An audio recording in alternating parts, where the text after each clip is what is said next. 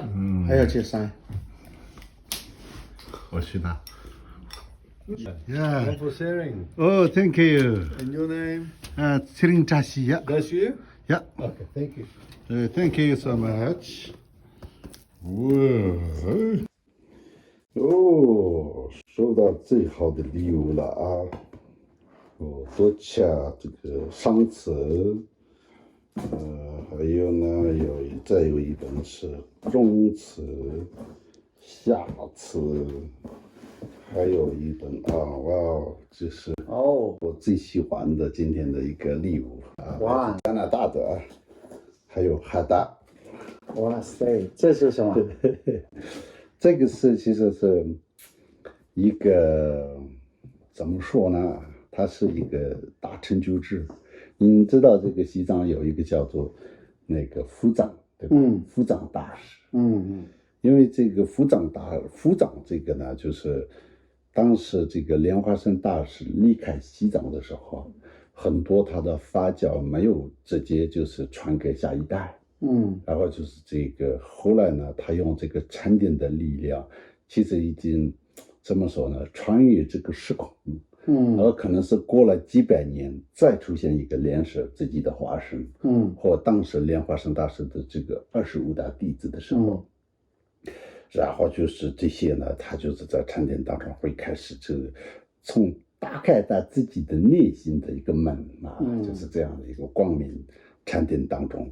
就他能够去除各种各样的禅。那这个内容是中文还是藏文的？这个内容是藏文啊，但是他的有一些个别的法教呢，或者有像莲花生大师的仪轨也有中文的，所以呢，他的名字叫做Guru Chuji Wangshu，就是扶藏大师Chuji Wangshu就是Chu就是法。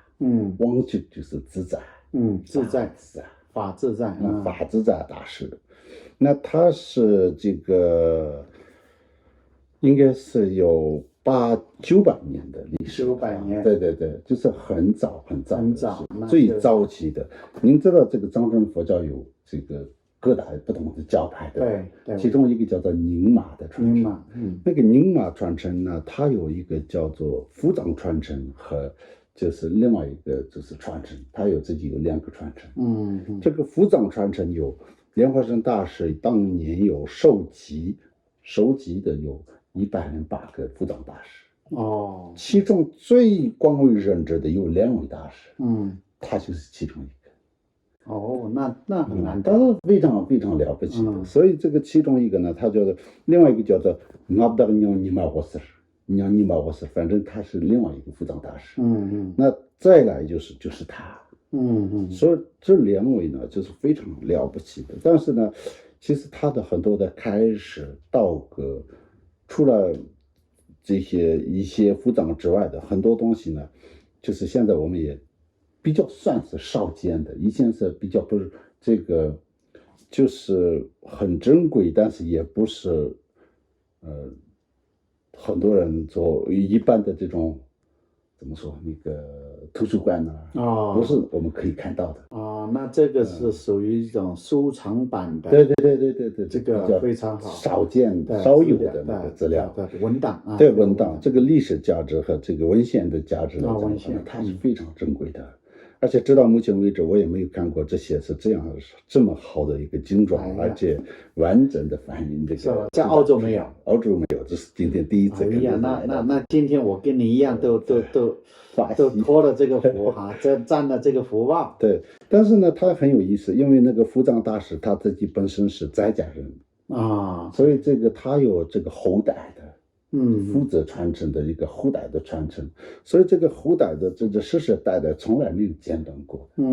而且当时他主要的弘法利生的对象是喜马拉雅山区。喜马拉雅山区就是说现在西藏的还有这边的尼泊尔的。所以这个最主要的现在他的发酵和传承还有后代就在尼泊尔。尼泊尔境内的那个喜马拉雅山区。所以上次我有一个就是朋友嘛，他是一个仁波切，然后他自己的寺院就是专门弘扬这个这个传承的一个特别的一些发酵。然后呢，这个我发现有一个歌喜啊，他也就是写专门那个地方叫zum 这个地方，也就是喜马拉雅境内的那个zum这个地方的，就是主要是这个伏藏大师这个法自在。他的后代传承整个的这个历史全部都单独写的这里。这是非常珍贵。那这个也是属于一本高僧传。对，和这个里面有尊者，还有这个大宝法王，有很多人。我刚刚一看就是这个，发现就是这边就翻一翻就发现他们都有里面有推荐的。那所以这个地点我们就像这里有一个大宝法王的一个推荐页，他会说这是非常少有的、非常珍贵的，而且这里写的证明的各方面都是非常好，所以就是一个特别不是遗产的。那我们今天两个都沾福了哈，你也欢喜，我也欢喜。因为我其实是从小也非常喜欢那个法自在的这个伏藏法门。因为为什么呢？现在藏地也有各种，有一些有的这个有很多伏藏大师，那我相信是也有很多，这里面当中有很多了不起的。但是真正的这个西藏的伏藏传承的源头就是他了。那我们小时候，我们的寺院有一个1年1度的规模最大的一个法会，就是莲食的法会。莲食，而且初始的这个每一年的好像是这个农历的这个9月10号的一个法会。那个时候我们是小喇嘛嘛，我们必须要背这个法本。那个法本就是他的伏藏法。所以我就从小这个古如曲居王修，就是藏文的说法，那个法自在大师的这个发展呢，特别相应，这个相应相应。后来我在印度这个宗喀佛学院的时候，宗喀仁波切当时传那个一个口传，就是甘珠尔大藏经的口传。那个时候我看到我的附近有一个，我的隔壁有另外一个年轻的一个仁波切在那边。我问他你是，他说他也是这个伏藏大师的这个后代的，传承者，他是这种血缘上的那个也有后代的那种，就像那个萨迦法王的传承一样，他说他是那个伏藏大师的这个后代，然后呢，我就是莫名的有点兴奋，很开心。所以你今天我看你这么欢喜。对，那个时候我还写了一个特别一首诗，我说今年我就是想念这个法自在大师，我就写给他。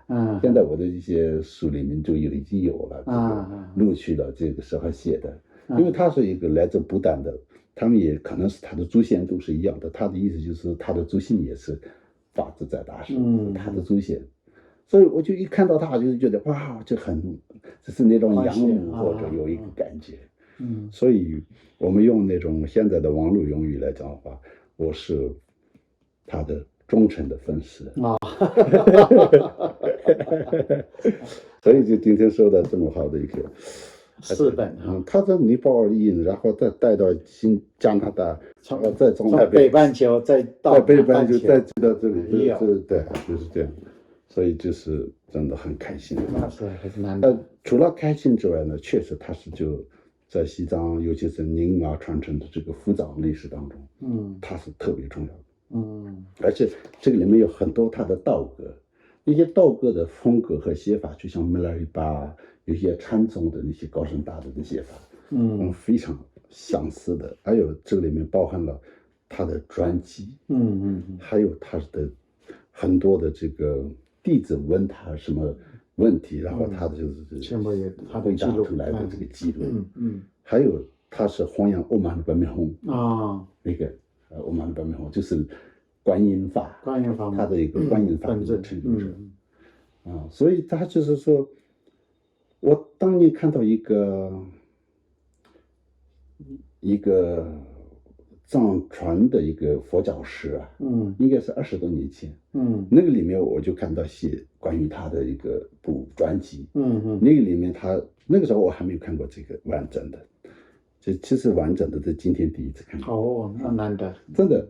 但是那个时候他说，我的这个弘法力呢是为什么那么广？为什么我的福长是那么的受注目，然后就是大家都那么相信我的福长？他说，因为我是修慈悲心，因为我是天天念欧曼的本名啊，因为是我是这个天天念这个观音咒，这我觉得很了不起。因为有一些呢，我说我是福长大师，我修什么什么大法，明白吗？他是说那个说法是就是更打动人心的，也有一种不一样的一个手法。虽然当然大法有大法的特殊的情况，但是他没有说是我又持有什么大法的传承，所以我是了不起，不是这样。我说我是老老实实的修观音，脚踏实地，在脚踏实地的，我是修慈悲心，菩提心。所以他说他就是他的事业为什么这1000年的历史啊，现在已经将近1000年的这个历史当中，他还是一样是这么的这个在我们的心目当中，在这个历史这个佛法的历史地位上不一样的原因，就是他的那个发心有关系。所以就是这样，他就和我们经常觉得他和莲花生大师就是究竟上是无二无别。对，是的，所以今天非常欢喜。